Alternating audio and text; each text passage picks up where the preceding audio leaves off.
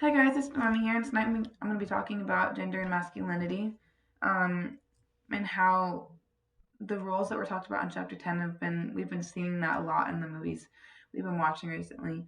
I want to go back over American Psycho because it literally, all of the roles that were in the chapter, were all in American Psycho.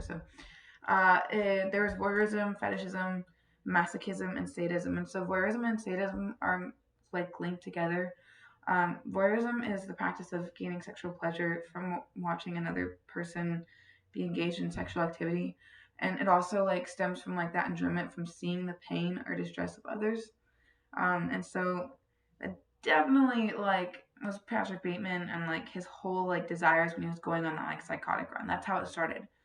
He brought those women off the streets into his home or apartment or whatever, and like he like forced them into submission, which also has kind of do with masochism because that's kind of like the definition of it is that like men would force women into submission just by like asserting their like dominance or like being like really disrespectful and like regarding them as less than. And so the girls like could in the movie you could see that like they didn't want to do what he was telling them, a lot of what he was telling them to do, but they had to do it anyway because I mean they were redeemed as like less than, like they needed the money and they couldn't like say no to this big guy. And it was it was a really disgusting like situation, but he would only murder for that sexual pleasure that he got. And and so that had to do with a lot of the reason why this movie is called American Psycho, is because he was literally psycho. And then another thing that kind of touches on um, the performance anxiety or performances of a man, he felt annoyed and people who made him feel inferior, he would just go and murder them. The men that I'm speaking. And he's didn't like that feeling because he's insecure, but also on a touch of the fetishism that was in there. I think he had a fetish with himself. Like he was very cocky, very arrogant. I mean, like the movie started off with him and his daily routine and how he works out and puts on this certain lotion and stuff. So it really like he was very selfish, um, but he was also very um, what's the word? Um, I can't stop. He just was insecure. He was really insecure of himself. Next is like a quick one. His stepbrothers had to do with a lot of fetishism. Probably just like weird stuff. Like I don't even know what to say to that movie, and I'm not honestly gonna waste my breath on it. So, but that is one of the like roles or kind of like categories that it fell under. So, last one before I talk about Birdcage is Drive.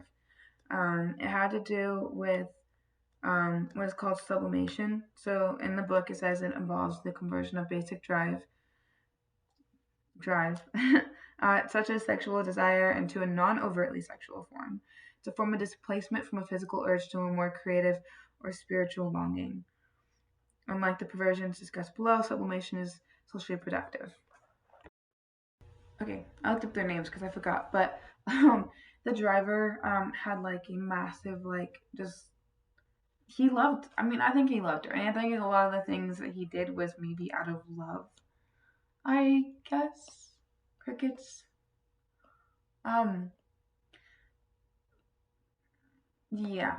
So, anyways, he had like sexual desire, whatever, for her because he liked her and like her personality, like everything about her, I guess.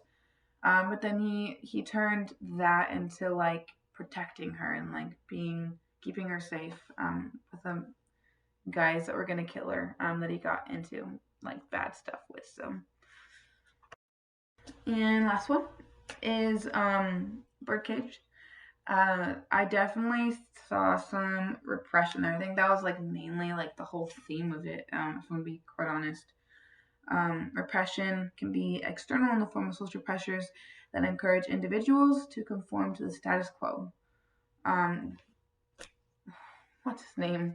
Robin Williams, the character, um, husband or whatever, he felt like he had to like conform into like to being like like a man, like and not so like as gay or happy as he was, and just like his whole, I mean, it was who he was. It was like the way they're asking him to change his whole identity so that he could be more masculine, because in some people's words, it would be his personality was feminine.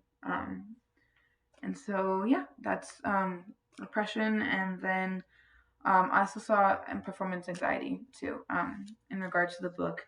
The strong, visceral feelings of self doubt, feelings of inadequacy, feelings, the fear of rejection and humiliation or failure that for some men that accompanies the demand of the performance principle, and so that's the definition in the book.